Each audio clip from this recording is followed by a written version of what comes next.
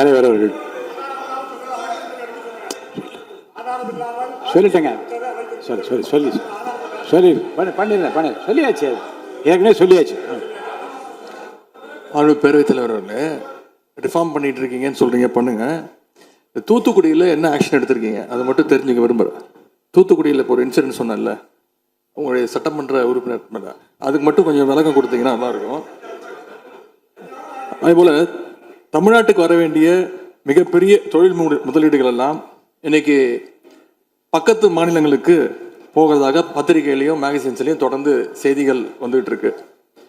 தொழில்துறை கைடன்ஸ் தமிழ்நாடு அமைப்புகளில் முந்தைய ஆட்சியில் இருந்தக்கூடிய அதிகாரிகளை திடீர்னு மாற்றினதும் ஒரு தவறான முடிவுன்னு நாங்கள் கருதுகிறோம்.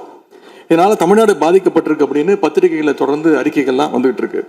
இதற்கு இடையில ஆளுநர் உரையில தலைமைச் செயலாளர் தலைமையில் தமிழ்நாடு இன்வெஸ்டர் ப்ரமோஷன் கமிஷன் என்ற பேர்ல ஒரு புது அமைப்பு உருவாக்கப்படும்னு அதை தெரிவிச்சிருக்கிறீங்க.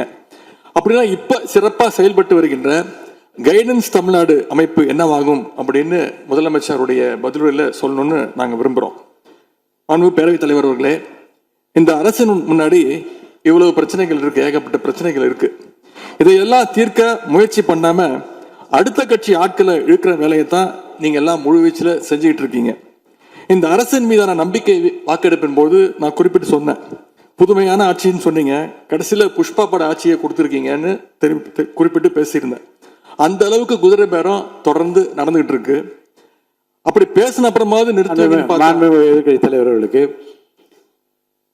இந்த குதிரை பேரம் கழுதை பேரம் என்பதை பற்றியெல்லாம் பேசுவதற்கு இடமல்ல. இது ஆதாரம் இல்லாமல் எந்த பேரத்தை பற்றி பேசுவதை நான் அனுமதிக்க முடியாது.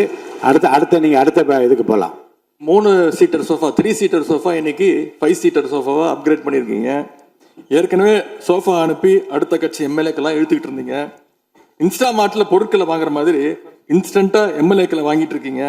வாங்கி ராஜினாமா செய்ய வச்சு விட்டுருக்கு இருக்கீங்க.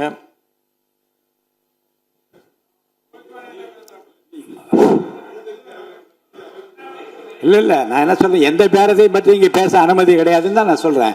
நீங்க உதாரணம் சொல்லி நீங்க திடீர்னு எடுத்தோடனே குதிரை பேரன்னு சொல்லுவது, அப்புறம் இன்னொரு பேரம் என்று சொல்லி மாண்பு உறுப்பினர் வந்து சோஃபான்னு சொல்றாரு. நான் என்ன சொல்றேன்னா,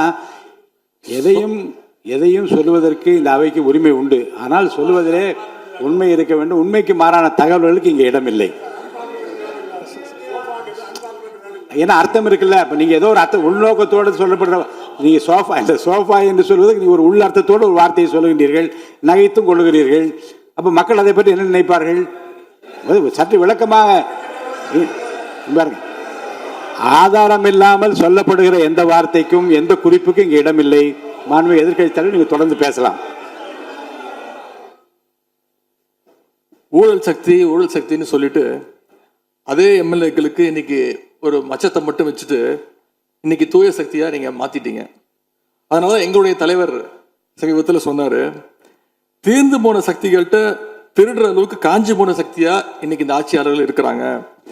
ஆகவே இந்த குற்றச்சாட்டுகளுக்கு முதலமைச்சர் அவர்கள் தன்னுடைய பதில் உரையில அவர் விளக்கம் அளிப்பார்னு நாங்கள் நம்புறோம்.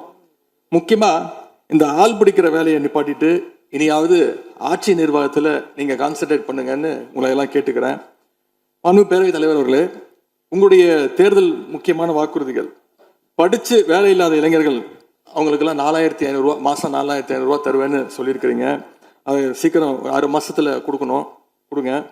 மகளிருக்கு நீங்க சொன்ன உரிமை தொகை மாதம் 2500 ரூபாய் உரிமை தொகை, வருஷத்துக்கு 6 கேஸ் சிலிண்டர், தாய்மாமன் சீர், இதெல்லாம் 6 மாசத்துல கொடுப்பீங்கன்னு நான் நம்புறோம். எல்லாம் எப்படி கொடுக்க போறீங்க அப்படின்னு ஒரு டைம் லைனை முதலமைச்சர் தன்னுடைய பதிலுரையில சொல்லணும்னு கேட்டுக்கிறோம். அதேபோல் சட்டம் ஒழுங்கு சீர்கேடு, மின்வெட்டு, விவசாயிகள் பிரச்சனை ஆகியவற்றில் முதலமைச்சர் அவர்கள் தலையிட்டு உடனடியாக ஒரு தீர்வு காண வேண்டும். ஆளுநர் உரையில இதற்கான விளக்கம் இல்லாததால முதலமைச்சருடைய பதிலுரையாவது இதெல்லாம் இருக்கும்னு நாங்கள் எதிர்பார்க்கிறோம். இப்ப நான் கேட்டதுக்கெல்லாம் வழக்கம் போல பழக்க தோஷத்துல எல்லாத்துக்குமே திமுக தான் காரணம்னு எங்க மேல பழிய தூக்கி போடாம தப்பிச்சுக்காம தீர்வை நோக்கியதா முதலமைச்சருடைய பதில் இருக்கணும்னு நான் விரும்பி கேட்டுக்கொள்கின்றேன். ஆளுநர் உரையில இருமொழி கொள்கை, மாநில உரிமை, சமூக நீதி, மகளிர் முன்னேற்றம்னு திமுக சொன்னதையே ப்ளூ பிரிண்டா ஃபாலோ பண்ணி இந்த அரசுடைய கொள்கை முடிவுகளா அறிவிச்சிருக்கிறீங்க. இதை நாங்கள் வரவேற்கிறோம். மற்றபடி ஆளுநர் உரையில் தமிழ்நாட்டுடைய வளர்ச்சிக்கான ரோடு மேப் எதுவும் இல்லைன்னு கூறிக்கொண்டு முழுக்க முழுக்க முதலமைச்சருடைய புகழுரையாகத்தான் இந்த ஆளுநரை அமைஞ்சிருக்குன்னு சொல்லி வாய்ப்புக்கு நன்றி கூறி விடைபெறுகின்றேன். நன்றி, வணக்கம். பேரவையின் இந்திய நிகழ்ச்சிகள் இத்துடன் முடிவுற்றன. மாண்புமிகு பள்ளி கல்வித்துறை அமைச்சர் பேசுங்க.